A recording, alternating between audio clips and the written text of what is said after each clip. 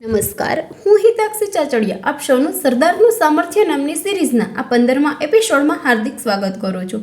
આજના આ 15મા એપિસોડમાં જાણીએ વલ્લભભાઈ પટેલના જીવન સાથે સંકળાયેલા કેટલાક પ્રેરણાત્મક પ્રસંગોમાંથી એક નાનકડા પ્રસંગ વિશે। આજે જાણીએ વર્ષ 1923માં બોરસદ ખાતે ચલાવવામાં આવેલ સત્યાગ્રહમાં વલ્લભભાઈએ કઈ રીતે પોતાની ભૂમિકા ભજવી હતી તેના વિશે। વર્ષ 1923માં આણંદ જિલ્લાના બોરસદ ખાતે બહારવટીયાઓનો ત્રાસ દિન પ્રતિદિન વધી રહ્યો હતો। આથી તેના ત્રાસને રોકવા તત્કાલીન અંગ્રેજ સરકારને ત્યાં પોલીસ બંદોબસ્ત વધારવાની નોબત આવી, જેના પરિણામે અંગ્રેજ સરકારે પ્રજા પર એવો આરોપ મૂક્યો કે તેઓ આંતરિક રૂપે બહારવટીયાઓને મદદ કરે છે।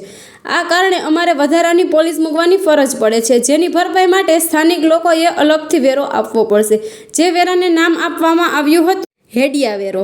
એક દિવસ આ વાતની જાણ વલ્લભભાઈને થાય છે કે અંગ્રેજ સરકાર વગર વાકે બોરસદની જનતા પાસેથી વધારાનો કર ઉઘરાવે છે।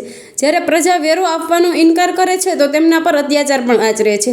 આથી વલ્લભભાઈએ બોરસદના લોકો પાસેથી સત્યવાતની જાણકારી હાંસલ કરે છે અને અંતે અંગ્રેજ સરકારની આ દમન નીતિને અટકાવવા બોરસદ ખાતે સત્યાગ્રહનું સુકાન સંભાળે છે।